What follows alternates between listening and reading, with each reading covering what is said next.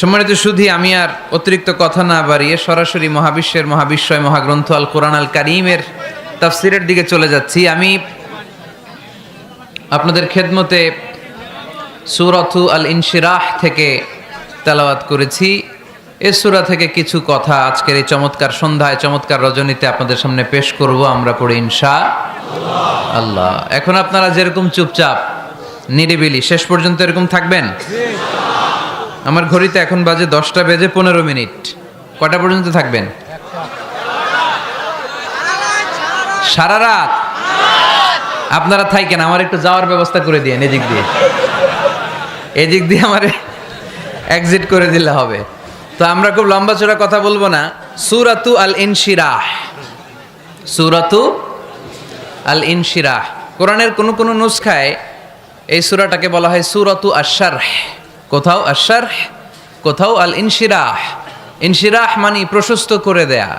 এমনভাবে ইসলামের সত্যতাকে আল্লাহ তাআলা আপনার সামনে তুলে ধরবে, ইসলামের জন্য আপনার হৃদয়টা প্রশস্ত হয়ে যাবে। অথবা এই সূরার নাম সূরাতু আশ-শারহ। শারহ মানে কি? কে বলতে পারে দেখি? শারহ মানে কি? হ্যাঁ, ব্যাখ্যা, বিশ্লেষণ। শারহ মানে ব্যাখ্যা করা, বিশ্লেষণ করা। ইসলামটাকে আল্লাহ তাআলা বিশ্বনবীর কাছে এমনভাবে তুলে ধরেছেন, ইসলামটা বিশ্বনবীর হৃদয়ে একেবারে ক্রিস্টাল ক্লিয়ার হয়ে গিয়েছে, একেবারে ব্যাখ্যা হয়ে গিয়েছে। সুবহানাল্লাহ পড়েন। শারহ দেখবেন অনেক তাফসীরে শারহ আছে, হাদিসের শারহ আছে। যেমন উমদাতুল কারি আলা শারহিল বুখারী, বুখারীর শরহ। তারপর ফাতহুল মুনঈম আলা শারহি মুসলিম, তুহফাতুল আহওয়াযী আলা শারহি তিরমিযী। এই হাদিসের কিতাবগুলো শরহ হয়, ব্যাখ্যা হয়। সো আল্লাহ তাআলা বিশ্বনবীর কাছে এমনভাবে ইসলামটাকে তুলে ধরেছেন, ইসলামটা বিশ্বনবীর কাছে ক্রিস্টাল ক্লিয়ার।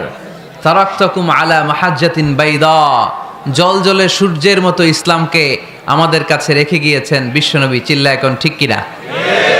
আজকে আমরা দেখব কিভাবে এই সূরার মাধ্যমে বিশ্বনবীর হৃদয়টাকে আল্লাহ তাআলা একেবারে পরিচ্ছন্ন করে দিলেন।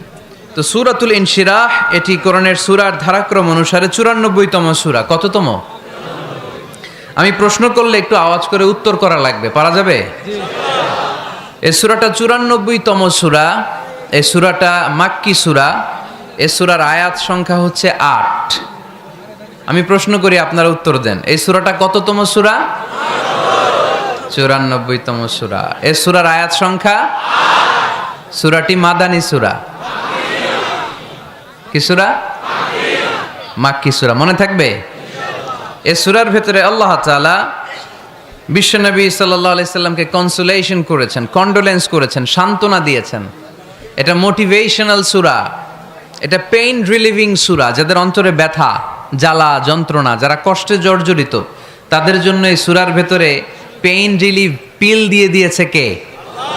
ইযা ইশতাদ্দাত বিকাল বালওয়া ফাফাক্কির ফি আলাম নাশরাহ ফাউসরুন বাইনা ইউসরাইনি ইযা ফাক্কারতাহু তাফরাহ। যখন তোমার মন খারাপ হয়, তুমি সূরা ইনশিরাহ তেলাওয়াত করো। কারণ সূরা ইনশিরাহর ভেতরে আল্লাহ এমন মোটিভেশনাল কথা রেখে দিয়েছেন, এমন ইন্সপায়ারেশন রেখে দিয়েছেন, আপনি পড়লেই আপনার হৃদয়টা শীতল হয়ে যাবে। এই সূরাটাকে আমরা 3 ভাগে ভাগ করব। এই সূরার প্রথম 4 আয়াতে আল্লাহ তাআলা বিশ্বনবীর প্রতি কি নেয়ামত দিয়েছেন সেটার বর্ণনা করেছেন। প্রথম 4 আয়াতে নেয়ামতের বর্ণনা, তারপরের 2 আয়াতে বিশ্বনবীকে দিয়েছেন সান্ত্বনা, আর শেষ 2 আয়াতে দিয়েছেন দিক নির্দেশনা। খেয়াল করে শুনেন, প্রথম 4 আয়াতে তিনি দিয়েছেন নেয়ামতের বর্ণনা, পরের 2 আয়াতে তিনি দিয়েছেন আমার প্রিয় নবীকে সান্ত্বনা, আর শেষ 2 আয়াতে তিনি বিশ্বনবীকে দিয়েছেন নির্দেশনা। দেখি মনে রাখতে পেরেছেন কিনা? প্রথম 4 আয়াতে নেয়ামতের বর্ণনা, পরের 2 আয়াতে সান্ত্বনা, শেষ 2 আয়াতে দিক নির্দেশনা। তার মানে প্রথম 4 আয়াতে মার্সি এন্ড দ্য বাউন্টিজ, পরের 2 আয়াতে condolence and consolation, and finally শেষ 2 আয়াতে গাইডলাইন। তো আসুন আমরা দেখি কি সান্ত্বনা দিল, কি নেয়ামতের বর্ণনা দিল। আল্লাহ বললেন, আলাম নাশরাহ লাকা সাদরাক, নবী হে, আমি কি আপনার হৃদয়কে উন্মোচিত করে দেইনি? আমি কি আপনার বক্ষদেশকে প্রশস্ত করার মাধ্যমে সত্যকে আপনার সামনে তুলে ধরিনি? বিল ঈমান ও বিনূরিল কোরআন, কোরআনের নূর দিয়ে আর ঈমান দিয়ে আপনার হৃদয়টারে প্রশস্ত করে দিয়েছে কে? ফামাই ইউরিদিল্লাহু আন ইয়াহদিয়াহু ইয়াশরাহ সাদরাহু লিল ইসলাম। যাকে আল্লাহ হেদায়েত দিতে চায়, যাকে আল্লাহ হেদায়েতের পথের পথিক বানাতে চায়, তার জন্য, ইসলামের জন্য তার হৃদয়টাকে আল্লাহ খুলে দেন। বিশ্বনবীর হৃদয়টাও এরকম খুলে গেল। বিশ্বনবী টের পেলেন ইসলাম ছাড়া মানবতার মুক্তির আর কোনো সম্ভাবনা নাই। ইসলাম মানুষের মুক্তি নিশ্চিত করতে পারে। ইসলাম দিয়ে এই ঘুণে ধরা সমাজকে ঠিক করা যাবে। ইসলামকে যদি প্র্যাকটিস করা না যায়, তাহলে এই মজুদদারির যে সমস্যা বাংলাদেশে চলছে, এটাকে বন্ধ করা যাবে না। ইসলাম থেকে প্রেসক্রিপশন না নিলে চাঁদাবাজি বন্ধ হবে না, টেন্ডারবাজি বন্ধ হবে না, শুধু দুদকের অফিস থেকে বসে বসে দুর্নীতি দমন করা যাবে না। এজন্য ইসলাম থেকে প্রেসক্রিপশন নিতে হবে। আল্লাহ তাআলা বললেন, আলাম নাশরাহ লাকা সাদরাক, নবী হে, ইসলামের জন্য আপনার হৃদয়টাকে কি আমি খুলে দেইনি? সত্য কি আপনার সামনে আমি তুলে ধরিনি? আপনাকে আমি আলাম নাজআলকা আহলাল হিম্মা, আপনার কি হিম্মতওয়ালা আমি বানাইনি? ইসলাম যখন আপনার হৃদয়ে ক্লিয়ার, আপনি বিশাল শক্তির সামনে দাঁড়িয়ে হাজার মানুষের সামনে ইসলামের পক্ষে কথা বলবেন, আপনি কাউরে ভয় পাবেন না। চিল্লায় বলেন ঠিক কি না? এজন্য আল্লাহ বললেন, আলাম নাশরাহ লাকা সাদরাকা ওয়া ওয়াদা'না আনকা বিজরাকাল্লাযী আনকাদা যাহরাক ওয়া রাফা'না লাকা যিকরাক। সুবহানাল্লাহ পড়েন। নবী, আপনার হৃদয়টাকে আমি ইসলামের জন্য প্রশস্ত করে দিয়েছি। আপনি একেবারে সুনিশ্চিতভাবে বুঝতে পেরেছেন, জানতে পেরেছেন যে মানব সমস্যার সমাধান আছে শুধু ইসলামের ভেতরে। কিসের ভেতরে? এজন্য আমাদেরকে ইসলাম মানতে হবে। কি মানতে হবে? ইসলাম মানবো কতক্ষণ দেহে প্রাণ থাকে? ইসলাম মানবো কোনখানে? সবখানে। উত্তর দেন, ইসলাম মানবো কতক্ষণ দেহে প্রাণ থাকে? ইসলাম মানবো কোনখানে? রাজি আছেন নাকি ভাগাভাগি করবেন? কিছু ইসলাম, কিছু মন মতো। মসজিদ, মাহফিল, মাদ্রাসা ইসলাম, আর গোটা দুনিয়াটা মন মতো। এরকম ভাগাভাগি করা যাবে না, খবরদার। ইসলাম মানবতার মুক্তির সোপান। বিশ্বনবী এটা নিশ্চিত হলেন। বিশ্বনবীর হৃদয়টারে উজালা করে দিল কে? আলাম নাশরাহ লাকা সাদরাক, হে নবী, আপনার হৃদয় কি আমি খুলে দেইনি? হৃদয় খুলে দেয়া মানে হৃদয়ের মধ্যে হিম্মত তৈরি করে দেয়া। সাইয়েদনা মুসা আলাইহিস সালাম এই দোয়াটা আল্লাহর কাছে করেছিলেন, রব্বি শরাহলি সাদরি ওয়া ইয়াসসিরলি আমরি, আল্লাহ আমার কাজ সহজ করেন, আমার হৃদয়টারে আপনি খুলে দেন। সাইয়েদনা মুসা আলাইহিস সালাম আল্লাহর কাছে চেয়েছেন আল্লাহ যেন হৃদয় খুলে দেয়, কিন্তু আমার নবী চাওয়ার আগেই আমার নবী হৃদয়টারে খুলে দিয়েছে কে? আল্লাহ। আবার অনেক মুফাসসিরিনে ইকরাম বলেছেন এখানে শারহে সাদর দ্বারা শাক্কু সাদর উদ্দেশ্য, মানে সিনা চাক। আমার নবীর জীবনে পুরো জিন্দেগিতে 3 বার সিনা চাক হয়েছিল। কয়বার? 3 বার। সিনা চাক মানে বক্ষ বিদীর্ণ করা, ইংরেজিতে বলে ওপেন হার্ট সার্জারি। কি বলে? আপনাদের এই এলাকায় কারো হয় নাই? শুনছেন না এটা? ওপেন হার্ট সার্জারি, গলা থেকে নাভি পর্যন্ত একেবারে কেটে ফেলে। বিশ্বনবীকে এবার 3 বার এভাবে ওপেন হার্ট সার্জারি করা হয়েছে। একবার যখন বিষ্ণু ঈসা ইসলাম বনু সাদ গোত্রে ছিল তখন, দ্বিতীয়বার যখন কোরআন নাজিল হবে তার আগ দিয়ে তখন, 3 নম্বরে বিষ্ণু ঈসা ইসলামকে যখন ঊর্ধ্ব জগতের অনেক দামি দামি জিনিস দেখানো হবে ওই মেরাজ রজনীর সময়টাতে, তখন কোন সুবহানাল্লাহ। বিশ্বনবী বললেন, আমি উম্মে হানির ঘরে শুয়েছিলাম, আমাকে ছাদ 2 ভাগ করে ছাদের উপর দিয়ে নিয়ে হাতিমে কাবাতে শুইয়ে দেয়া হলো, গলা থেকে নাভি পর্যন্ত ছিঁড়ে ফেলা হলো, আমার হৃদয়টাকে বের করে জমজমের পানি দিয়ে ক্লিন করা হলো। আমার হৃদয়ে জ্ঞান, আমার হৃদয়ে ঈমান আর প্রজ্ঞা দিয়ে পরিপূর্ণ করা হলো। অনেক মুফাসসিরিনে ইকরাম বলেছেন, আলাম নাশরাহ লাকা সাদরাক মানে হচ্ছে, হে নবী, আমি কি আপনার বক্ষ বিদীর্ণ করি নাই? কেউ কেউ বলেছেন এটা দ্বারা উদ্দেশ্য হচ্ছে বিশ্বনবীর বক্ষ বিদীর্ণ করার মধ্য দিয়ে বিশ্বনবীকে আল্লাহ তাআলা ব্রড মাইন্ডেড বানিয়েছেন। সুবহানাল্লাহ পড়েন। বিশ্বনবী কি ন্যারো মাইন্ডেড ছিলেন? কি ছিলেন? জোরে বলেন, আরো জোরে। ব্রড মাইন্ডেড, উদার, আকাশের মতো বিশাল, সাগরের মতো বিশাল, পাহাড়ের মতো সুউচ্চ ছিল বিশ্বনবীর হৃদয়। ঠিক কিনা? শুধু মুমিনদের জন্যই বিশ্বনবীর হৃদয়ে মায়া ছিল না, কাফেরদের জন্য মায়া ছিল। সুবহানাল্লাহ পড়েন। রাহমাতাল লিল আলামিন, আমার নবী কি ছিল? সবাই বলেন, ওমা আরসালনাকা ইল্লা রাহমাতাল লিল আলামিন। I have sent you as a mercy for the entire universe. নবী হে, আমি আপনাকে গোটা বিশ্বের সবার জন্য রহমত করে প্রেরণ করেছি। রাহমাতাল লিল আলামিন। আল্লাহ এখানে চাইলে বলতে পারতেন রাহমাতাল লিল মুসলিমিন, নবী আপনি শুধু মুসলিমদের জন্য রহমত, এটা বলছে? শুধু মুত্তাকিদের জন্য রহমত বলছে? চাইলে বলতে পারতেন নবী আপনি শুধু রাহমাতাল লিল মুসল্লিন, যারা মসজিদে যায় মুসল্লি নামাজ পড়ে তাদের জন্য রহমত, বলেছে? কি বলছে? রাহমাতাল লিল আলামিন। I have sent you as a mercy for the entire universe. গোটা বিশ্বের জন্য আপনি রহমত। সুবহানাল্লাহ পড়েন। সবার জন্য রহমত, সবার জন্য হৃদয় দিল দরিয়া। এজন্য তিনি ছিলেন ব্রড মাইন্ডেড, কখনো মানুষের ক্ষতি করতে চাইতেন না। এমনকি যুদ্ধের ময়দানে যেখানে আপনি প্রতিপক্ষকে আঘাত করবেন সেখানেও বিশ্বনবী ক্ষয়ক্ষতিকে মিনিমাইজ করার ট্রাই করতেন। তিনি যখন খায়বার দুর্গে আক্রমণ করবেন তার মিলিটারিকে, বিষ্ণু ঈসা ইসলাম মিলিটারিকে 5 ভাগে ভাগ করতেন। 5 ভাগে ভাগ করতেন। কি কমান্ডার ছিলেন তিনি! এক ভাগের নাম মুকদ্দমাতুল জাইশ, ফ্রন্ট উইং। ডান দিকে একটা থাকতো মাইমানা, বায়ে একটা থাকতো মাইসারা, মাঝখানে যে ব্যাটালিয়ন থাকতো এটার নাম কালব, পেছনেরটার নাম খালফ। সুবহানাল্লাহ পড়ে। এজন্য বিশ্বনবী যখন অ্যাটাক করতেন তখন সবাই বলতো যা আল মুহাম্মদ ওয়াল খামিস, মুহাম্মদ তার 5 উইং এর ব্যাটালিয়ন নিয়ে আমাদের উপর আক্রমণ করেছে। যুদ্ধের ময়দানে তিনি ঘোষণা দিতেন খবরদার, এই যে ইহুদিদের উপর আক্রমণ করবা, যুদ্ধ করবা, কোনো নারীদের গায়ে হাত তোলো না, শিশুর গায়ে হাত তোলো না, বৃদ্ধ বৃদ্ধার গায়ে হাত তোলো না, খ্রিস্টান পাদ্রী বাবা যারা আছে, ফাদার অফ খ্রিস্টিয়ান, পাদ্রীদের গায়ে হাত তোলো না। যুদ্ধ করতে যে গবাদি পশু মেরো না, গাছপালাগুলো ভেঙো না। সুবহানাল্লাহ কইতে মনে চায় না? গেছে যুদ্ধ করতে, গেছে কি, কিন্তু ক্ষয়ক্ষতি মিনিমাইজ করার জন্য কি চেষ্টা করতেন! কি রহমতের নবী! সবাইকে সম্মান করতেন, সবাইকে মানুষ হিসেবে দেখতেন। আমরা ভাগ করে ফেলি, আমরা দেখা মাত্রই যদি দেখি মাথায় টুপি আর দাড়ি, তখনই ভাবা শুরু করি এটা কার মুরিদ? কি সরসিনার মুরিদ, না চরমনায়ের মুরিদ, না আট্রসির মুরিদ, না অমুক জায়গার মুরিদ। অথবা আমরা বলতে শুরু করি কি জামাত করে, না খেলাফত মজলিস করে, না ইসলামী আন্দোলন করে, না তাবলীগ করে।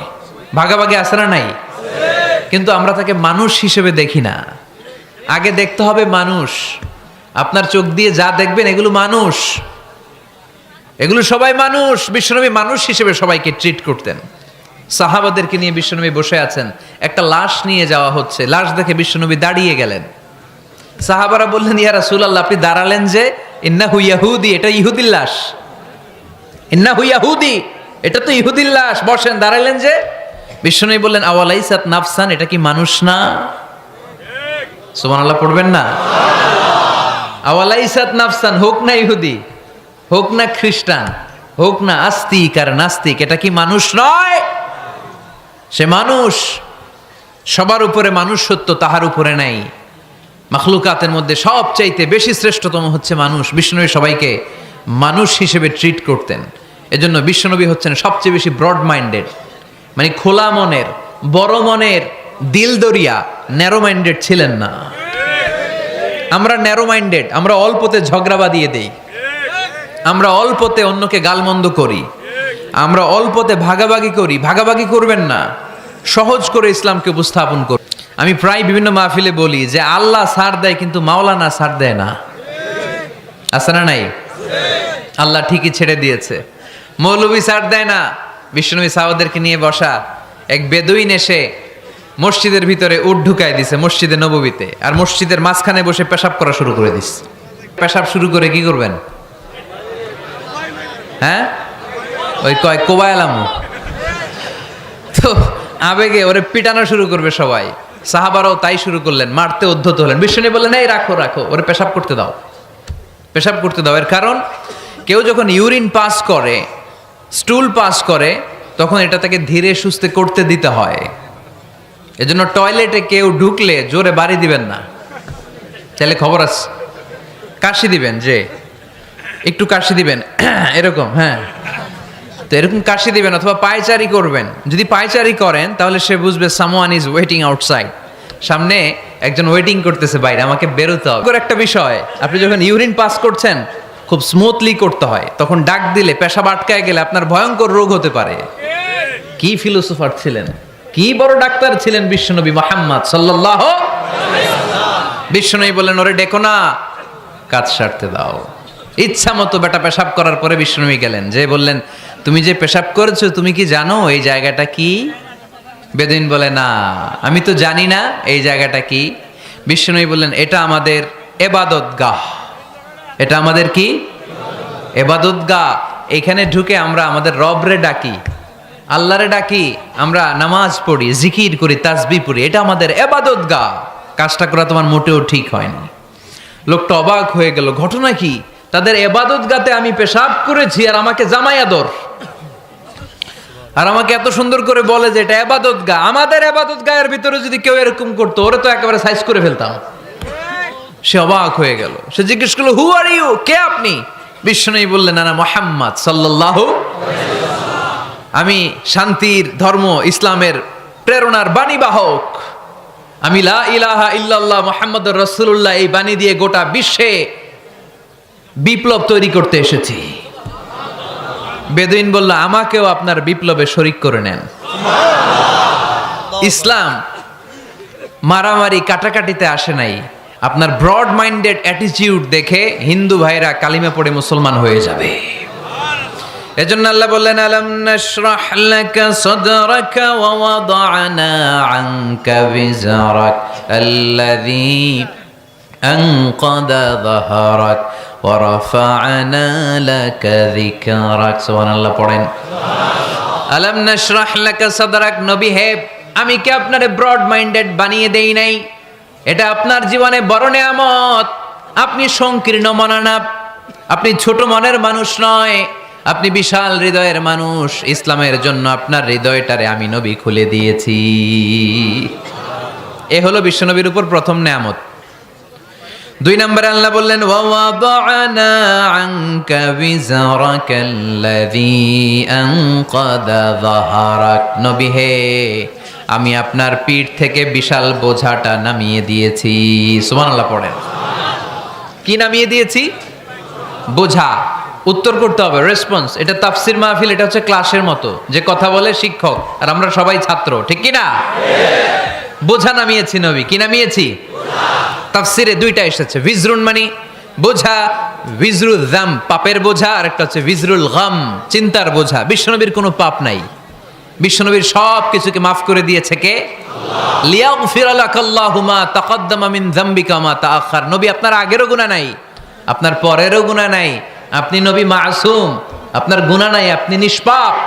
নবীদের গুনাহ হয় না। আহলুস সুন্নাহ ওয়াল জামাআতের আকীদা হচ্ছে নবীরা মাসুম, নবীদের জীবনে কোনো গুনাহ হয় না। চিৎকার করে বলেন ঠিক কি না? ও নবী, ওয়া ওয়াদা'না আনকা বিজরাক, আপনার এই বোঝা আমি নামিয়ে দিয়েছি। বিশ্বনবী ভাবতেন 40 বছর বয়সে আমি নবী হলাম, তার আগে যা করলাম আল্লাহ এটা কি করবে? আল্লাহ বলে, নবী আপনার আগের গুনাহ, পরের গুনাহ, গুনাহ বলতে কিছুই নাই, সবই মাফ, সব মাফ। তারপরেও আমার নবী বলতেন, আল্লাহে লা আস্তাগফিরুল্লাহ ওয়া আতুবু ফিল ইয়াউম আকসার মিন 70 মাররা। আমি এমন নবী যার কোনো গুনাহই নাই, আগের গুনাহও নাই, পরের গুনাহও নাই, তারপরেও আমি নবী প্রতিদিন 70 বারেরও বেশি তওবা আর ইস্তেগফার পড়ি। আমাদের জন্য শিক্ষা। তাহলে আল্লাহ বললেন, ওয়া ওয়াদা'না আনকা বিজরাক, পাপের বোঝা আমি নামিয়ে দিলাম। বিশ্বনবীর কোনো পাপ নাই, পাপ মুক্ত। তাফসিরে 2 নম্বরে এসেছে বিজরুল গাম চিন্তার বোঝা। বিশ্বনবী সব সময় আমাদেরকে নিয়ে চিন্তা করতেন। কাকে নিয়ে চিন্তা? তো আমাদেরও চিন্তা আছে, বিশ্বনবীরও চিন্তা ছিল। 2 চিন্তা কি এক? বিশ্বনবীর কাঁধে তো পুরা উম্মার জিম্মাদারি। কিয়ামত পর্যন্ত যারা পৃথিবীতে আসবে সবার জন্য বিশ্বনবী কাঁদতেন। বিশ্বনবীর গোটা উম্মা নিয়ে চিন্তা। সব নবীকে আল্লাহ তাআলা একটা করে দোয়া দিয়েছিলেন আর বলেছিলেন, নবী একটা স্পেশাল দোয়া করার সুযোগ তোমাদেরকে দিলাম, ওই দোয়া করলেই কবুল হয়ে যাবে। কিন্তু সুযোগ পাবা জীবনে কয়বার? সবাই বলেন কয়বার? সব নবী কয়টা করে পাইছে? সব নবী তাদের দোয়াগুলো দুনিয়াতেই করে ফেলেছে। বিশ্বনবী বলেন, লিকুল্লি নবিয়্যিন দাওয়া মুস্তাজাবা, এ দুনিয়াতে সব নবীদের একটা করে মুস্তাজাবুদ দাওয়া আছে। আল্লাহ বলেছে, ও নবী, একটা করে স্পেশাল দোয়া করার সুযোগ পাবা, দোয়াটা করা মাত্রই কবুল করে নেব। বিশ্বনবী বললেন, এই পৃথিবীর বুকে যত নবী রাসূল দুনিয়ায় এসেছে সব নবীরা তাদের স্পেশাল দোয়া দুনিয়ায় করে ফেলেছে, ইল্লা আনা, কিন্তু আমি করি নাই। বিশ্বনবী বললেন, ওয়া ইন্নী আখতাবিউ দাওয়াতি শাফাআতান লি উম্মতি ইয়াউমাল কিয়ামাহ, আমি আমার স্পেশাল দোয়াটা করি নাই। আমার স্পেশাল দোয়াটা আমি আমার গুনাহগার উম্মতকে বাঁচানোর জন্য কিয়ামত পর্যন্ত রেখে দিয়েছি। আমরা যেদিন বিপদে পড়ে যাব, যেদিন আমার আব্বা আমারে চিনবে না, আমি আমার আব্বারে চিনব না, নেতা তার কর্মীরে চিনবে না, কর্মী নেতারে চিনবে না, ঠিক কি না? পীর সাহেব মুরিদরে চিনবে না, মুরিদ পীর সাহেবরে চিনবে না, স্বামী তার স্ত্রীরে চিনবে না, স্ত্রী তার স্বামীরে চিনবে না। নবী থেকে শুরু করে, অলি থেকে শুরু করে, শহীদ থেকে শুরু করে সবার মুখে একটাই জিকির, ইয়া নাফসি ইয়া নাফসি ইয়া নাফসি। আকাশের সূর্যটা যেদিন মাথার কাছে চলে আসবে, জমিনটা তামার জমিন হয়ে যাবে, সূর্যের তাপে মাথার মগজগুলো ভাতের মাড়ের মতো গলে গলে নাকের ছিদ্র কানের ছিদ্র দিয়ে টপ টপ করে বেয়ে বেয়ে নিচে পড়বে। ওই কঠিন দিনে কেউ কাউরে চিনবে না। বিষ্ণু বললেন, ওই দোয়াটা আমি দুনিয়ায় করি নাই, আমি বদরের যুদ্ধে মার খেয়েছি, উহুদের যুদ্ধে দাঁত ভেঙেছি, আমি না খেয়ে পেটে পাথর বেঁধেছি। আমি যদি ওই দিন দোয়া করতাম, আল্লাহ দোয়া কবুল করে নিত, জান্নাতি খাবার দিয়ে দিত, আমার মায়ের খাওয়া লাগতো না, তায়েফে আমার রক্ত ঝরতো না, দোয়া করলেই কবুল। কিন্তু ওই দোয়াটা আমি দুনিয়ায় করি নাই, ওই দোয়াটা আমার জন্য, আপনার জন্য, আমাদের জন্য বিশ্বনবী জমা রেখে দিয়েছে। এজন্য বিশ্বনবীর চিন্তা আর আমাদের চিন্তা এক চিন্তা না, বিশ্বনবীর পুরা উম্মতের চিন্তা। কিয়ামত পর্যন্ত যত মানুষ আসবে সবাই আমার উম্মত, না জানি তাদের নসিবে কি হয়ে যায়। এই চিন্তার বোঝা বিশ্বনবীকে কাবু করে ফেলেছিল। আল্লাহ বললেন, নবী, নো টেনশন, কোনো টেনশন নাই, আপনার এই চিন্তার বোঝাকে আপনার পিঠ থেকে আমি আল্লাহ নিজ দায়িত্বে সরিয়ে নিলাম। এজন্য আল্লাহ বললেন, আলাম নাশরাহ লাকা সাদরাকা ওয়া ওয়াদা'না আনকা বিজরাক আল্লাযী আনকাদা যাহরাক। যেই চিন্তার বোঝা আপনাকে কষ্ট দেয়, যেই চিন্তার বোঝা আপনারে পেরেশান করে তোলে, আপনার পিঠ থেকে ওই চিন্তার বোঝা নবী আমি সরিয়ে নিলাম। কি দিয়ে সরিয়ে নিল? কোরআনের আলো দিয়ে। আওয়াজ করে বলতে হবে, কি দিয়ে? বিশ্বনবী মক্কায় দেখতেন মূর্তির পূজা হয়, আল্লাহর ঘরের ভিতরে 360টা মূর্তির পূজা। বিশ্বনবী দেখতে পেলেন দুর্বলের উপরে সবলের অত্যাচার, বিশ্বনবী দেখতে পেলেন নারীদেরকে অত্যাচার করা হয়। কন্যা সন্তান হলে বাবা তার মেয়েটাকে নিয়ে জঙ্গলের ভেতরে ঢুকে কিংবা মরুভূমির ভেতরে যে জীবিত দাফন করে দেয়। ওয়াইদাল মাউউদাতু সুইলাত ওয়াদুল বানাত। বিশ্বনবী এগুলো দেখতেন চারপাশে, দেখে এই পথহারা জাতিকে কিভাবে উদ্ধার করবেন, কি দিয়ে উদ্ধার করা যায়, এই টেনশনে বিশ্বনবীর পিঠ বাঁকা হয়ে গিয়েছিল। উপমা, বাঁকা হয়ে গিয়েছিল। বিশ্বনবী সব সময় পেরেশান থাকতেন। আল্লাহ বললেন, নবী টেনশনের দরকার নাই, হেরা গুহায় এমন একটা নূরের আলো দিয়ে আমি আপনারে আলোকিত করব, যার মাধ্যমে সব পেরেশানি দূর হয়ে যাবে। আলাম নাশরাহ লাকা সাদরাকা ওয়া ওয়াদা'না আনকা বিজরাক আল্লাযী আনকাদা যাহরাক। আপনাকে পেরেশান বানিয়ে দেয় এরকম সব চিন্তার বোঝা আমি আল্লাহ সরিয়ে নিলাম। সুবহানাল্লাহ। দুইটা নেয়ামত শুনলাম, এবার 3 নম্বর নেয়ামত। আল্লাহ বললেন, ওয়া রাফা'না লাকা যিকরাক। এই আয়াতটা মুখস্থ করতে হবে আজকে, আমার সাথে সাথে পড়েন, ওয়া রাফা'না লাকা যিকরাক।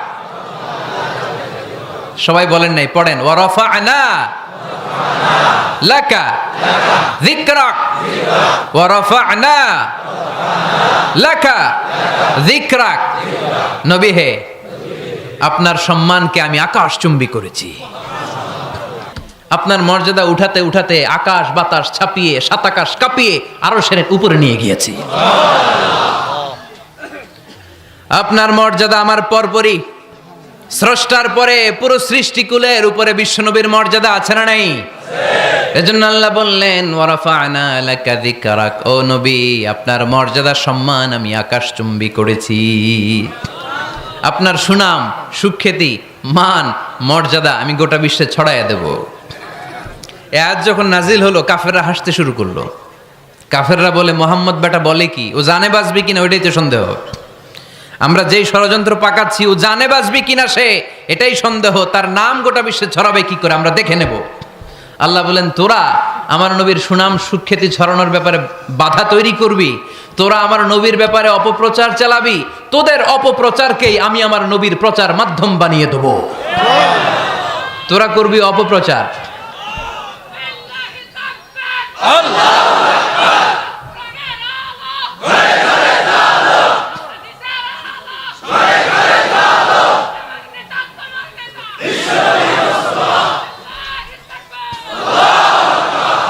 তোদের অপপ্রচারকে আমি আমার নবীর জন্য প্রচার মাধ্যম বানিয়ে দেব। এরকম অনেক সময় হয় না যে কেউ কেউ অপপ্রচার করে কারো বিরুদ্ধে, এটা তার জন্য প্রচার হয়ে যায়। কেউ অপপ্রচার চালায়, আল্লাহর মেহেরবানিতে ওইটা তার পাবলিসিটি হয়ে যায়। তার আলাদা করে প্রচার বিভাগের টিম তৈরি করা লাগে না, তার বিরোধীরাই তার প্রচার বিভাগের কাজে নেমে পড়ে। বিশ্বনবী বললেন আল্লাহ বললেন, তোরা আমার নবীর সুনাম সুখ্যাতিকে থামাবি, তোদের মাধ্যমে আমি বিশ্বনবীর সুনাম সুখ্যাতি গোটা বিশ্বে বুলন্দ করে দেব। আবু জাহেল ঘোষণা দিল, খবরদার, হজের মৌসুম, হাজী সাহেবরা গোটা বিশ্ব থেকে আসবে, আমার দলের কর্মীরা তোরা যেটা করবি সেটা হচ্ছে হাজীদের কাছে যে বলবি মক্কায় নতুন এক পাগল আসছে, নতুন এক জাদুকর আসছে, নাম মুহাম্মদ। নাউজুবিল্লাহ পড়বেন না? খবরদার হাজী সাহেবেরা, এই পাগলের কাছে যেও না।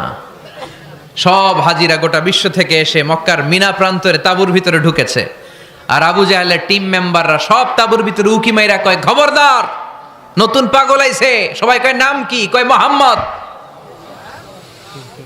নতুন পাগল এসেছে, নাম মুহাম্মদ। নতুন জাদুকর এসেছে, তার নাম মুহাম্মদ। খবরদার, তার কাছে যেও না, তার কথা শোনো না, শুনলে তোমরাও পাগল হয়ে যাবা, তোমরাও পাগল হয়ে যাবা। সে এত বড় জাদুকর, মুহাম্মদ সাল্লাল্লাহু আলাইহি ওয়াসাল্লাম এত বড় জাদুকর, তার জাদু দেখলে, তার কথা শুনলে হাজবেন্ড ওয়াইফের মধ্যে সম্পর্ক বিচ্ছিন্ন হয়ে যায়। সে এত বড় জাদুকর, তার কথা শুনলে বাবা আর ছেলের সম্পর্ক ছিন্ন হয়ে যায়। সে এত বড় জাদুকর, তার কথা শুনলে বন্ধু বন্ধু আলাদা হয়ে যায়। খবরদার হাজী সাহেবরা, তোমরা হজ করতে এসেছো, করো, জমজমের পানি খাও আর খেজুর নিয়ে যাবা বাড়িতে, কিন্তু মুহাম্মদ সাল্লাল্লাহু আলাইহি ওয়াসাল্লামের কাছে যাওয়া যাবে না। আচ্ছা, আপনারা বুঝে শুনে উত্তর দেন। এই যে লক্ষ লক্ষ হাজী মিনার তাঁবুতে বসা, আর আবু জাহেলের লোকটা যে বলল নতুন জাদুকরের নাম মুহাম্মদ, তার কাছে যেও না, এই লক্ষ লক্ষ হাজীরা এর আগে জীবনেও মুহাম্মদ সাল্লাল্লাহু আলাইহি ওয়াসাল্লামের নাম শুনছে? তার মানে মুহাম্মদ সাল্লাল্লাহু আলাইহি ওয়াসাল্লামের নাম তাদের কানে পৌঁছে দেওয়ার দায়িত্ব আবু জাহেল নিজেই নিয়ে নিয়েছে। চিল্লায় এখন ঠিক কি না? প্রচার হয়ে গিয়েছে। আর সবাই মনে মনে ভাবে, কয় কি, এত বড় জাদুকর, হজ করি আর না করি, এরে না দেখা যাওয়া যাবে না। হজ তাড়াতাড়ি কোন রকম সাইরা এই জাদুকরের কাছে আগে যাব, দেখি কেমন জাদু দেখায়, দেখি কত বড় ম্যাজিশিয়ান, দেখি তো কত বড় পাগলের। কারণ আল ইনসানু হারিসুন আলা মা মুনিআ, মানুষকে যেটা নিষেধ করা হয় বেশি, মানুষ এটা করতে চায়। যদি বলি ওদিকে যাবি না, ওর বাপের কিরা ওদিকে যাবে, ও ঠিক কি না? এটা আমাদের স্বভাব, আমাদের খাসলা, আমাদের বৈশিষ্ট্য, যেটা আমাদেরকে নিষেধ করা হয় বেশি, ওটা করতে মন চায়। সব হাজিরা মনে মনে ভাবলো, আমরা যাব, তোরা যতই বলিস না কেন যাব, হজের পরে অবশ্যই যাব। দেখা গেল হজের পরে বিশ্বনবী মুহাম্মদুর রাসূলুল্লাহ সাল্লাল্লাহু আলাইহি ওয়াসাল্লামের বাড়ির সামনে বিশাল বড় গ্যাদারিং শুরু হয়েছে। সবাই লাইন ধরে দেখা করতে গেছে। দেখা করতে যে বিশ্বনবীর চেহারা দেখে প্রথম নজরে সব পাগল। চাঁদের চেয়ে সুন্দর তুমি নবী আমার কামলিওয়ালা, চাঁদের চেয়ে সুন্দর তুমি নবী আমার কামলিওয়ালা, দু জাহানের বাদশাহ তুমি প্যারা নবী সাল্লে আলা, দু জাহানের বাদশাহ তুমি প্যারা নবী সাল্লে আলা, চাঁদের চেয়ে সুন্দর তুমি নবী আমার কামলিওয়ালা। সুবহানাল্লাহ পড়েন। এত সুন্দর চেহারা, বিষ্ণু ঈসা ইসলামের চেহারার মতো এরকম চেহারার মানুষ পৃথিবীতে আছে? দ্বিতীয়টা, অনেকে বলে সাইয়েদনা ইউসুফ আলাইহিস সালামের চেহারা নাকি বেশি সুন্দর। সুন্দর ঠিক, কিন্তু আমার নবীর চাইতে বেশি নয়। বিষ্ণু বলতেন আনা মালিহুন ওয়া আখি ইউসুফু সাবিহুন, আমার ভাই ইউসুফ হচ্ছে সাবিহ, সাবিহ মানে সাদা সুন্দর ধবধবে, আর আমি হচ্ছে মালিহ, মালিহ মানে এসেছে মিলহন থেকে, মিলহন মানে লবণ, মানে লাবণ্যময় সুন্দর। আমার ভাই ইউসুফ নবী সাদা সুন্দর, আমি লাবণ্যময় সুন্দর, কোনটার দাম বেশি? লাবণ্যময় সুন্দরের দাম বেশি। সাইয়েদনা ইউসুফ আলাইহিস সালামের চেহারা দেখে মিশরের মেয়েরা লেবু কাটতে যে বা কমলা কাটতে যে আনার কাটতে কমলা কাটতে যে আঙ্গুল কেটে ফেলেছিল, কোরআন তার সাক্ষী। ওয়া কাত্তানা আইদিয়াহুন, আম্মাজান আয়েশা রাদিয়াল্লাহু তাআলা আনহা যখন এই ঘটনা শুনেছেন, তিনি মিশরের মেয়েদেরকে ডাক দিয়ে বলেছেন, ও মিশরের মেয়েরা, তোমরা ইউসুফ নবীর সৌন্দর্য দেখে লেবু কাটতে যে আঙ্গুল কেটেছ, আমার স্বামী পেয়ারা নবী মুহাম্মদ রাসূলুল্লাহর চেহারা যদি তোমরা দেখতা, তাহলে লেবু কাটতে যে আঙ্গুল নয়, কলিজাটা কেটে টুকরা টুকরা করে দিতা। আবার আম্মা জান আয়েশা বলতো, লাকুম শামসুন ওয়া লানা শামসুন, তোমাদের জন্য একটা সূর্য আছে, কিন্তু আমি আয়েশার জন্য আলাদা একটা সূর্য আছে। তোমাদের সূর্যটা প্রতিদিন সকালবেলা পূর্ব আকাশে উদিত হয়ে গোটা দুনিয়াটারে আলোকিত করে দেয়, আর আমার সূর্যটার নাম হলো মুহাম্মদ সাল্লাল্লাহু আলাইহি ওয়াসাল্লাম। মসজিদে নববীতে এশার নামাজের পরে আমার সূর্যটা আমার ঘরে উদিত হয়। তোমাদের সূর্য সকালবেলা পূর্ব আকাশে উঠে গোটা দুনিয়াটারে আলোকিত করে, আমার সূর্য মুহাম্মদ এশার নামাজের পরে আমার ঘরের ভেতরে যখন উকি দেয়, আমার পুরো ঘরটারে আলোকিত করে দেয় কে? এত সুন্দর চেহারা ছিল, ওনার চেহারার নূর দিয়ে হারানো সুই খুঁজে পেয়েছে বিশ্বনবীর স্ত্রীরা। চিল্লায় কোন আল্লাহু আকবার। বিশ্বনবীর চেহারার সৌন্দর্যের সাথে কারো সৌন্দর্যের কোনো মিল হবে? এটা ফিটনেসের দিক থেকে হোক, এটা চেহারার সৌন্দর্যের দিক থেকে হোক, এটা কণ্ঠস্বরের ঝংকারের দিক থেকে হোক, সম্মান আর মর্যাদার দিক থেকে হোক, আমার নবীর সম্মানের ধারে কাছেও সম্মান পৃথিবীর কারো হতে পারে না। চিল্লায় বলেন ঠিক কিনা? এজন্য আল্লাহ বললেন, ওয়া রাফা'না লাকা যিকরাক, নবী আপনার সম্মান বাড়াতে বাড়াতে আমি আকাশচুম্বী করেছি। লোকজন সব যে বিশ্বনবীর দরবারে লাইন ধরেছে, হাজিরা সব বিশ্বনবীর কাছে, যে চেহারা দেখেই কুপকার, বাকি জিনিস তো পরে। অনেকে আছে না, চেহারা দেখলেই মানুষ পাগল হয়ে যায়, আছে না নাই? চেহারা দেখেই পাগল, চেহারা দেখেই পাগল। তারপর তারা মিলাতে লাগলো। মিনার তাবুতে আবু জাহেলের কর্মীরা ঘোষণা দিয়েছিল, এলাকায় মোহাম্মদ নামে পাগল এসেছে। তারা মিলায়ে দেখে না, এই মহামানব কোনোদিন পাগল হতে পারে না, কারণ পাগলের চুলগুলো থাকে উস্কো খুস্কো, ঠিক কিনা? আমার নবী সাল্লাল্লাহু আলাইহি ইসলামের চুল উস্কো খুস্কো ছিল? কত সুন্দর চুল আঁচড়ে রাখতেন, জাইতুনের তেল দিতেন, আতর ঢেলে মাথার শীতের মধ্যে ঢেলে দিতেন, কপাল বেয়ে বেয়ে পড়তো, আর যেখানে সেজদা দিতেন সেজদার জায়গা আতরের ঘ্রাণে আমোদ হয়ে যেত। হাতের তালুতে পারফিউম মাখতেন, আর মানুষের সাথে মুসাফা করলে যার সাথে মুসাফা তার হাতের সাথে নবীর ব্যবহৃত পারফিউমের ঘ্রাণ ছুটে যেত। এত পরিচ্ছন্ন ছিলেন তারা। বিশ্বনবীর চেহারার সাথে আবু জাহেলের বক্তব্যের মিল খুঁজে পায় না। তারা বলে, না, এই লোক কখনো পাগল হতে পারে না। পাগলের চুল থাকে উস্কো খুস্কো, জামা থাকে ছিঁড়া ফাড়া, গায়ের মধ্যে থাকে ময়লা। পাগল কখনো দাঁত মাজে না, কিন্তু বিশ্বনবীর মুচকি হাসির ফাঁক দিয়ে দাঁতের দিকে তাকালে মানুষগুলো সব পাগল হয়ে যায়। স্মাইল দিতেন বিশ্বনবী, স্মাইল, মুচকি হাসি, তাবাসসুম। বিশ্বনবীর মুচকি হাসি দেখলে মানুষ পাগল হয়ে যেত, পাগল পাড়া হয়ে যেত। তারা বলে, না না, এ মহামানব তো কখনো পাগল হতে পারে না। আবার মিলাতে লাগলো। আবু জাহেলের কর্মীরা বলেছিল এটা নাকি বড় জাদুকর, কিন্তু তারা বলে, না না, এই অসাধারণ লোকটা জাদুকরও হতে পারে না, সে তো কোনো মন্ত্র পড়ে না। জাদু করার জন্য মন্ত্র পড়ার দরকার আছে না নাই? বিষ্ণুনবী কি মন্ত্র পড়তো? বিষ্ণুনবী কি পড়ে শোনাতো? চিল্লায় বলেন, কি পড়ে শোনাতো? কোরআন শোনাতো। এত সুন্দর কণ্ঠ ছিল বিশ্বনবীর, পাগল হয়ে যেত মানুষ শুনতে শুনতে, পাগল পাড়া হয়ে যেত, বিমুগ্ধ হয়ে যেত। তারা সবাই বলতে আরম্ভ করলো, আবু জাহেল তুমি মিথ্যাবাদী, তবে তোমাকে ধন্যবাদ এরকম একটা মানুষের সাথে পরিচয় করিয়ে দেওয়ার জন্য। সুবহানাল্লাহ কইলেন না? আমরা মেনে নিতে পারলাম না সে পাগল নয়, জাদুকর নয়, সে হলো এই জামানার পায়গাম্বার। আমরা পড়ে নিলাম লা ইলাহা ইল্লাল্লাহু মুহাম্মাদুর রাসূলুল্লাহ সাল্লাল্লাহু আলাইহি ওয়াসাল্লাম। রাফা'না লাকা যিকরাক, নবী হে এইভাবে আমি আপনার সম্মানকে বাড়িয়েছি। হাইসুমা যুকিরতু যুকিরতা মাই, নবী যেখানে আমার নাম নেওয়া হবে আমার পর আপনার নামও নেওয়া হবে। পড়েন সুবহানাল্লাহ। যেখানে আমার আল্লাহর নাম তারপরে আমার নবীর নাম আছে না নাই? কালেমার ভেতরে লা ইলাহা ইল্লাল্লাহ আমার আল্লাহর নাম শোভা পায়, তারপরে মুহাম্মাদুর রাসূলুল্লাহ দ্বিতীয় বাক্যে আমার নবীর সুন্দর নামটা আছে না নাই? কালেমার মধ্যে প্রথমে আল্লাহর নাম, তারপরে নবীর নাম। হাইসুমা যুকিরতু যুকিরতা মাই, নবী কিভাবে আপনার মর্যাদা আমি বাড়াবো জানেন? যেখানেই আমি ওইখানেই আপনি, যেখানে আমার নাম নেওয়া হবে তারপরেই সৃষ্টিকুলের মধ্য থেকে শুধু আপনার নাম নেওয়া হবে। সুবহানাল্লাহ পড়েন। আপনার উম্মতেরা গোটা বিশ্বে সালাত আদায়ের জন্য আজান দিবে, আজানের প্রথম 4 বাক্যে আমি আল্লাহর বড়ত্ব আল্লাহু আকবার, তারপরের 2 বাক্যে আমি ছাড়া কোনো ইলাহা নাই এটার সাক্ষ্য দেয়া হবে, তারপরের 2 বাক্যে সবাই সাক্ষ্য দিতে বাধ্য আপনি ছাড়া দুনিয়ায় আর কোনো শেষ রাসূল নাই।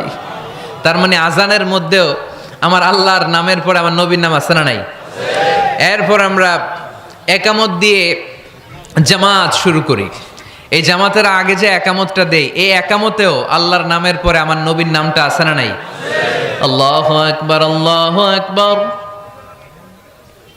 আশহাদু আন লা ইলাহা ইল্লাল্লাহ, আশহাদু আন্না মুহাম্মাদার রাসূলুল্লাহ সাল্লাল্লাহু। তার মানে আজানে আমার নামের পরে আপনার নাম, একামতে আমার নামের পরে আপনার নাম। নামাজের শেষে যখন আমরা শেষ বৈঠকে বসি সেখানে বিশ্বনবীর উপর দুরূদ আছে না নাই? তার মানে সব জায়গায় বিশ্বনবীর নাম নেয়াকে আবশ্যক করে দিয়েছে কে? নবী হে এই গোটা বিশ্বের ভেতরে সূর্য উঠবে, সূর্য ডুববে, শীত যে গ্রীষ্ম আসবে, দিন যে রাত আসবে, এক মুহূর্তের জন্য আপনার নামের আলোচনা থামবে না। চিল্লায় বলো ঠিক কি না? রাফা'না লাকা যিকরাক, I have dignified your status very high, very high, অনেক উপরে নিয়েছি। আকাশ বাতাস ছাপিয়ে, 7 আকাশ কাঁপিয়ে আরশ পর্যন্ত আমি আপনার মর্যাদাকে বুলন্দ করেছি। এই পৃথিবীতে যত আসমানি কিতাব এসেছিল সবগুলো আসমানি কিতাবে বিষ্ণুনবীর নাম উল্লেখ করেছে কে? তার মানে তাওরাতের ভেতরে বিষ্ণুনবীর নাম আছে না নাই? ইনজিলে, জাবুর, সুহুফে ইব্রাহিম, সুহুফে মূসা, আল্লাযী ইয়াজিদুনাহু মাকতুবান ইনদাহুম ফিত তাওরাতি ওয়াল ইনজিল। ইহুদিরা খ্রিস্টানরা বিষ্ণুনবীর মানতে চাইতো না। তারা বলতো মুহাম্মদ তোমার নাম তো আমাদের কিতাবে নাই। বিষ্ণুনবী বললেন পড়ো। তারা পড়তে পড়তে বিষ্ণুনবীর জায়গাটা লুকিয়ে রাখতো। যেখানে বিষ্ণুনবীর নাম ওরা এভাবে ধরে রাখতো। বিষ্ণু ইসা ইসলাম এক সাহাবাকে বললেন আমি তো ওদের ভাষা বুঝি না, তুমি ওদের ভাষা বুঝে দেখো কোন জায়গায় চোরামিটা করে। প্রতিটা কিতাবের প্রতিটা পাতায় পাতায় বিষ্ণুনবীর নাম আছে না নাই? সাইয়েদনা আদম আলাইহিস সালাম থেকে শুরু করে ঈসা আলাইহিস সালাম পর্যন্ত যত নবী এসেছে সব নবী সুসংবাদ দিয়েছে যে একজন নবী আসবে, যেই নবী আসার মধ্য দিয়ে এই আম্বিয়া আলাইহিমুস সালাম পৃথিবীতে আসার যে ধারাবাহিকতা, এই সিলসিলা, এই চেইনকে আল্লাহ তাআলা কাট অফ করে দিবে। সাইয়েদনা আদম তার বংশধরদেরকে বলেছে, নূহ আলাইহিস সালাম তার প্রজন্মকে বলেছে, ইব্রাহিম আলাইহিস সালাম তার জেনারেশনকে বলেছে, মূসা আলাইহিস সালাম বনি ইসরাইলকে শুনিয়েছে। সর্বশেষ সাইয়েদনা ঈসা আলাইহিস সালাম এসে বলেছে, ইয়াতি মিন বাদি ইসমুহু আহমদ, আমার পরে এমন এক নবী আসবে তার নাম চিল্লায় বলেন আহমদ। বড় বিশ্বস্ত সে কোন বন্ধু বলো বেশি বিশ্বস্ত, সে কোন বন্ধু বলো বেশি বিশ্বস্ত, কার কাছে মন খুলে দেয়া যায়, কার কাছে প্রাণ খুলে বলা যায়, হওয়া যায় অতি আশ্বস্ত, তার নাম আহমদ বড় বিশ্বস্ত। সুবহানাল্লাহ পড়েন। ইয়াতি মিন বাদি ইসমুহু আহমদ, আমার পরে এমন এক নবী আসবে তার নাম হবে আহমদ। এই নবীর পরে আর কোন নবী আছে? চিল্লায় বলেন লা নবিয়্যা বাদি ওয়ালা রাসূলা, আমার পরে কোনো নবীও নাই, আমার পরে কোনো রাসূলও নাই। তবে আমার পরে যদি নবী হওয়ার যোগ্যতা কারো থাকে, আমার ওমরে ফারুক নবী হওয়ার যোগ্যতা রাখে। কোনো নবী নাই, খাতামুন নবিয়্যিন, আমার পরে কোনো নবী নাই। তার মানে বিশ্বনবীর জীবনে 3 নাম্বার নিয়ামত হলো রাফা'না লাকা যিকরাক, মর্যাদা আমি বাড়াতে বাড়াতে বাড়াতে বাড়াতে নবী অনেক উপরে নিয়েছি।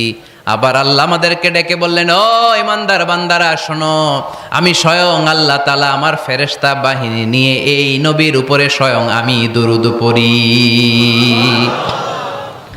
ইন্নাল্লাহা ওয়া মালাইকাতাহু ইউসাল্লুনা আলান নবী ইয়া আইয়ুহাল্লাযীনা আমানু সাল্লু আলাইহি ওয়া সাল্লিমু তাসলিমা। পড়েন আল্লাহুম্মা সাল্লি আলা মুহাম্মদ ওয়া আলা আলি মুহাম্মদ কামা সাল্লাইতা আলা ইব্রাহিম ওয়া আলা আলি ইব্রাহিম ইন্নাকা হামিদুম মাজিদ। اللهم بارك على محمد وعلى آل محمد كما باركت على إبراهيم وعلى آل إبراهيم إنك حميد مجيد। চিৎকার করে পড়েন সুবহানাল্লাহ। এমন নবী যে নবীর উপর আল্লাহ নিজেই দুরূদ পড়ে, ফেরেশতারা পড়ে, এজন্য আমাদেরও পড়ার দরকার আছে না নাই? আবার আল্লাহ বললেন, নবী আপনি এমন নবী যেই নবীকে আমি হাউজে কাউসার দিয়েছি, লক্ষ লক্ষ নবীদের কাউরে কিয়ামতের দিন আমি হাউজে কাউসারের মালিক বানাবো না, শুধুমাত্র কেবলমাত্র একমাত্র আপনি ছাড়া। ইন্না আ'তাইনাকাল কাউসার ফাসাল্লি লিরাব্বিকা ওয়ানহার ইন্না শানিআকা হুয়াল আবতার। সুবহানাল্লাহ পড়ে। এই হাউজে কাউসারের পানি খেতে চান? পান করতে চান? বিশ্বনবী না দিলে খাইতে পারবো আমরা? হাউজে কাউসার পান করতে চান কারা? হাত তুলে দেখান।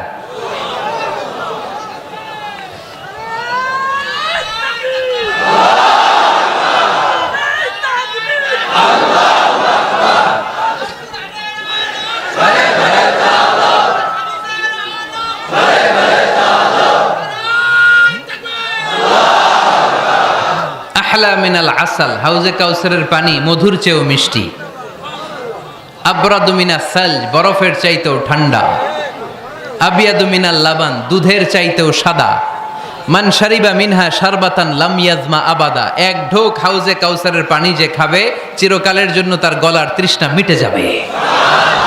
ওই হাউজে কাউসার বিশ্বনবীকে দিয়ে বিশ্বনবীর মর্যাদা বাড়িয়েছে কে? আল্লাহ। আবার আল্লাহ বললেন, নবী পৃথিবীর অনেক নবীকে আমি নৈতিক বিজয় দান করেছি, কিন্তু সবাইকে আমি রাজনৈতিক বিজয় দান করি নাই।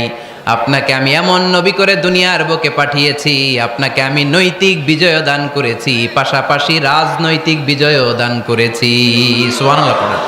বিশ্বনবী একাধারে যেমনি মসজিদে নববীর ইমাম ছিলেন, পাশাপাশি মদিনার রাষ্ট্রের প্রেসিডেন্ট ছিলেন, ঠিক কিনা? তার মানে ইমাম বা নেতা এমন হওয়া দরকার যে নামাজও পড়াতে পারে, আবার সমাজও শাসন করতে পারে, ঠিক কিনা? এমন নেতার দরকার আছে না নাই? এজন্য বিশ্বনবী বললেন, রব্বি আদখিলনি মুদখালা সিদকিন ওয়া আখরিজনি মুখরাজা সিদকিন ওয়াজআলনি মিন লাদুনকা সুলতানান নাসীরা। ও আল্লাহ, আপনি আমারে সত্যতার সাথে মক্কায় রাখেন, বের করলেও সত্যতার সাথে বের করেন, আর আপনি আমাকে বিজয়ী শক্তি দান করেন। বিজয়ী শক্তি, রাজনৈতিক শক্তি বিশ্বনবী আল্লাহ তাআলার কাছ থেকে দোয়া করে চেয়ে নিয়েছেন। চিল্লায় বলেন ঠিক কি না? এজন্য সাইয়েদনা ওমর ফারুক বলতেন, ইন্নাল্লাহা লা ইয়াযআউ বিল কুরআন মা ইয়াযআউ বিস সুলতান। আল্লাহ মাঝে মাঝে ক্ষমতার মাধ্যমে এমন কিছু করে যেটা আল্লাহ কোরআনের মাধ্যমেও করে না। চিল্লায় বলেন ঠিক কি না? কালকে যদি ঘোষণা হয়ে যায় 5 ওয়াক্ত নামাজ যদি না পড়া হয় 5 বেত। কয় বেত? আগে থেকে নামাজ না পড়লে 5 বেত। এটা সবার জন্য এই আইন। একটা বেনামাজি খুঁজে পাওয়া যাবে? সব কই দৌড়াবে? মসজিদে। অজু থাকলেও দৌড়, না থাকলেও দৌড়, কারণ মাইর। মায়ের উপরে কোনো ওষুধ আছে? কথা বলেন। কারণ মায়েরে ভিটামিন আছে, মায়েরে কি আছে? এজন্য ইন্নাল্লাহ লা ইয়াযআউ বিল কুরআন মা ইয়াযআউ বিস সুলতান, মাঝে মাঝে আল্লাহ ক্ষমতা দিয়ে এমন কিছু করে যেটা মাঝে মাঝে আল্লাহ কোরআন দিয়েও করে না। এজন্য অনেক নবীকে নৈতিক বিজয় দান করলো, বিশ্ব নবীকে শুধু নৈতিক বিজয় নয়, পাশাপাশি রাজনৈতিক বিজয়ও দান করেছে কে? তিনটা নিয়ামতের ঘোষণা দিয়ে আল্লাহ বললেন, আলাম নাশরাহ লাকা সাদরাকা ওয়া ওয়াদা'না আনকা বিজরাক আল্লাযী আনকাদা যাহরাক ওয়া রাফা'না লাকা যিকরাক। পড়েন সুবহানাল্লাহ। নবী হে, আপনার মর্যাদা আমি অনেক বাড়িয়েছি। আপনার কথা শুধু মুসলমানেরাই বলে না, হিন্দুরাও বলে, আছে না নাই? বিশ্বনবীর কথাগুলো যখন তারা শোনে, তারা নিজেদেরকে ধরে রাখতে পারে না। আপনারা মহাত্মা গান্ধীর নাম শুনেছেন? তিনি ভারতের অবিসংবাদিত নেতা। বিশ্বনবীর ব্যাপারে কমেন্ট করেছেন যে এরকম নেতা পৃথিবীতে আর দ্বিতীয়টা কখনো হবে না। মহাত্মা গান্ধী কি মুসলমান না হিন্দু? গোটা বিশ্বের খ্রিস্টানরা বিশ্বনবীকে নিয়ে এখন মাতোয়ারা। মাইকেল এইচ হার্ট, খ্রিস্টান, একটা বই লিখে গোটা বিশ্ব কাঁপিয়েছেন, দি 100 a ranking of the most influential people and person in the world। পৃথিবী কাঁপানো 100 জন মনীষীর জীবনী নিয়ে একটা বই তিনি করেছেন। এই 100 জন মনীষীর জীবনীর মধ্যে যাকে নাম্বার 1 তিনি করেছেন, তিনি হচ্ছেন আমার নবী, আপনার নবী, পেয়ারা নবী, বিশ্বনবী মুহাম্মদুর রাসূলুল্লাহ সাল্লাল্লাহু আলাইহি ওয়াসাল্লামের। মাইকেল এইচ হার্ট কি মুসলমান? সে একজন খ্রিস্টান। তার মানে ওয়া রাফা'না লাকা যিকরাক, বিশ্বনবীর সম্মান শুধু আমাদের মুখ দিয়ে প্রচারিত হয় না, ইহুদি, খ্রিস্টান, বৌদ্ধদের মাধ্যমেও বিশ্বনবীর সম্মানকে বাড়িয়ে দিচ্ছে কে? খ্রিস্টানরা বলছে আমরা এই মুহাম্মাদের জীবনী গবেষণা করে পড়েছি, তাকে খ্রিস্টান বিরোধী বলা তো দূরের কথা, তাকে মানবতার ত্রাণকর্তা বলতে হবে। তিনি গোটা বিশ্বের জন্য সুপারম্যান হয়ে পৃথিবীতে এসেছে। স্বামী হিসেবে, পিতা হিসেবে, নেতা হিসেবে, নবী হিসেবে মুহাম্মদ ইসলাম সাধারণ কোনো মানুষ নয়, তিনি গোটা বিশ্বের জন্য সুপারম্যান হয়ে পৃথিবীতে আগমন করেছে। ওয়া রাফা'না লাকা যিকরাক, নবী দুশ্চিন্তা করবেন না, টেনশন করবেন না, আমি আপনার সম্মানকে বাড়িয়ে দেব। এই তিনটা নিয়ামতের বর্ণনা সূরা ইনশিরাহের ভিতরে বর্ণনা করলেন কে? এরপরে রাব্বুল আলামিন বিশ্বনবীকে নিয়ামতের বর্ণনার ঘটনা শুনিয়ে বিশ্বনবীকে সান্ত্বনা বাণী শোনাচ্ছেন আর পড়ছেন, ফা ইন্না মা'আল উসরি ইউসরান ইন্না মা'আল উসরি ইউসরা। নবী গো, নিশ্চয়ই কষ্টের পরে আছে আনন্দ, দুঃখের পরেই আছে সুখ। কোন সুবহানাল্লাহ। কষ্টের পরে আনন্দ, দুঃখের পরে। The struggle isn't permanent in our life. দুঃখ কষ্ট এটা আমাদের জীবনে পার্মানেন্ট না, এটা সাময়িক। গত 365 দিনে না খেয়েছিলেন কয়দিন? 20 দিন, 30 দিন। তার মানে অল্প কিছুদিন না খেয়েছিলাম, সারা বছরই খেয়েছিলাম, ঠিক কিনা? আচ্ছা, তো 365 দিনে অসুস্থ ছিলেন কয়দিন? 4-5 দিন, কিংবা 20 দিন, কিংবা 1 মাস, কিংবা 56 দিন, কিংবা 65 দিন। তার মানে বাকি 300 দিন আরামে ছিলাম কি ছিলাম না? তার মানে আমাদের জীবনে দুঃখ বেশি না আনন্দ বেশি? সুখ বেশি না কষ্ট বেশি? এজন্য আল্লাহ বললেন, খবরদার, মুমিন কখনো হেরে যায় না, মুমিনের হারাবার কিছু নাই। মুমিনের জীবনে যদি আনন্দ আসে, মুমিন শুকরিয়া করে, শুকরিয়া করলে সওয়াব আছে না নাই? আর মুমিনের জীবনে যদি দুঃখ আসে, মুমিন সবর করে, ধৈর্য ধরে, ধৈর্যেও সওয়াব আছে না নাই? তাহলে আমাদের সব দিক দিয়েই তো লাভ। আনন্দের দিনগুলাতে শুকরিয়া করব, আর দুঃখের দিনগুলাতে ধৈর্য ধরবো, দুইটার মধ্যে সওয়াব আছে না নাই? এজন্য বিশ্বনবী বললেন, আজাবান লি আমরিল মুমিন, মুমিনের বিষয়টা খুবই আশ্চর্যের। ফাইন আসাবাতহু সাররাউন শাকারা, মুমিন যদি আনন্দে থাকে সে শুকরিয়া করে, শুকরিয়া করলে লাভ আছে না নাই? ওয়াইন আসাবাতহু দাররাউন সাবারা, আর দুঃখে পড়লে সে সবর করে, ধৈর্য ধরে, ধৈর্য ধরলে সওয়াব আছে না নাই? তার মানে আমাদের হারাবার কিছু আছে? মাঝে মাঝে আল্লাহ আমাদেরকে দুঃখ কষ্ট দিয়ে পরীক্ষা করতে চান, এগুলো আমাদের জন্য খারাপ নয়। এই দুঃখ কষ্ট বিপদ আমাদের কোমরকে সোজা করে, আমাদের পায়ের মাটিকে শক্ত করে, চিল্লায় বলেন ঠিক কিনা? প্রতিকূল পরিবেশে কিভাবে বাঁচতে হয় এই দুঃখ কষ্ট আমাদেরকে শিখায়। এজন্য মুমিন মুমিন বান্দার বৈশিষ্ট্য হচ্ছে দুঃখ কষ্ট বেদনা জ্বালা এগুলোতে সে আপসেট হয় না, সে হাল ছেড়ে দেয় না, সে ভরসা রাখে একজনের উপর, চিল্লায় বলতে হবে তিনি কে? কারণ মুমিন জানে রাত্রি যত গভীর হয় অন্ধকার তমানিসা ভেদ করে সুবহে সাদিক হয়। মুমিন জানে গর্ভবতী নারীর পেটের ব্যথা যেই দিন বাড়তে থাকে ওই দিনই নতুন মেহমান আগমনের সময় ঘনাতে থাকে। মুমিন জানে তার জীবনে দুঃখ কষ্ট বিপদ যত বাড়তে থাকে সুখের দিন কাছে আসতে থাকে। এজন্য মুমিনের হারাবার কিছু নেই। ফা ইন্নামা আল উসরি ইউসরা, ইন্নামা আল উসরি ইউসরা। নবী হে, কষ্টের পরেই আছে আনন্দ, দুঃখের পরেই আছে সুখ। আপনি সমস্যায় পড়েছেন, ওই সমস্যার সমাধানও আছে না নাই? এই পৃথিবীতে এমন কোন সমস্যা আছে যেটা সমাধান নাই? কথা বলেন। সমস্যা তৈরি করেছে কে? আবার সমাধানও দিয়েছে কে? Allah doesn't create a lock without its key. Allah কখনো চাবি না বানাইয়া ওইটার তালা বানায় নাই। কথা কন। তালাও যেহেতু আছে ওই তালার চাবিও বানিয়েছে কে? মা আনজালাল্লাহু দাআন ইল্লা আনজালাল্লাহু লাহু শিফা। আল্লাহ দুনিয়ায় এমন কোন রোগ পাঠায় নাই যেই রোগের ঔষধ বানায় নাই, এমন কোন রোগ নাজিল করে নাই যেই রোগের কোনো চিকিৎসা বানায় নাই, হয়তো সেটা আবিষ্কার হয় নাই। এজন্য দুঃখের পরেই আছে সুখ, কষ্টের পরেই আছে আনন্দ। এই দুনিয়াটাই এরকম, কষ্টের পরই আনন্দ। দেখবেন তারাবির নামাজ 20 রাকাত পড়তে কষ্ট লাগে না? কোমরে ব্যথা, হাঁটুতে ব্যথা, কিন্তু 20টা রাকাত যখন শেষ করে মসজিদ থেকে বের হই একটা আনন্দ আছে না নাই? কষ্ট করে পরীক্ষার জন্য প্রিপারেশন নিলেন আপনি কয়েক মাস, কিন্তু ফলাফল যখন ভালো হয় তখন একটা আনন্দ আছে না নাই? সারাদিন রোজা রাখলেন রমজানে, কি কষ্ট, তৃষ্ণায় গলা ফেটে যায়, কিন্তু ইফতারির সময় যখন রুহাবজা শরবতটা খাই কেমন লাগে? একটা আনন্দ আছে না নাই? এজন্য আল্লাহ বললেন فَإِنَّ مَعَ الْعُسْرِ يُسْرًا إِنَّ مَعَ الْعُسْرِ يُسْرًا। ও নবী, কষ্টের দিন মক্কায় অল্প কিছু দিন, মদিনাতে আনন্দের দিন অপেক্ষা করছে। আমাদের জীবনে যদি দুঃখ কষ্ট আসে আমরা ধৈর্য ধরবো, তাওয়াক্কুল করবো একজনের উপর, তিনি কে? কারণ আমরা বিশ্বাস করি কষ্টের দিন এটা চিরকালের জন্য নয়, সামনে আনন্দের দিন আমাদের জন্য সেট করে রেখেছে কে? তাহলে আমরা সূরাতুল ইনশিরাহ থেকে 3টা নেয়ামতের বর্ণনা শুনলাম, বিশ্বনবীকে কি সান্ত্বনা দেয়া হলো সেটা শুনলাম। এবার 2টা গাইডলাইন শুনে তাফসীর আমরা শেষ করব। শুনতেছেন? কষ্ট হচ্ছে? করে দিব? দোয়া করে দেই? কি গাইডলাইন দিলেন শুনবেন? কে কে শুনবেন না হাত তোলেন। কষ্ট হইতেছে? গরম লাগতেছে না? আমিও ঘামতেছি আপনাদের সাথে সাথে, অনেক গ্যাদারিং হয়ে গেছে। আসেন আল্লাহর নামে 3টা তাকবীর দেই, তারপর কোন 2টা গাইডলাইন তিনি বিশ্বনবীকে দিলেন ওই নির্দেশনা বাণীটুকু শুনে আজকে আমরা বিদায় নেব। আওয়াজ করে পড়তে হবে লিল্লাহে তাকবীর, লিল্লাহে তাকবীর, লিল্লাহে তাকবীর। গাইডলাইন নাম্বার 1, ফাইদা ফারাগতা ফানসাব।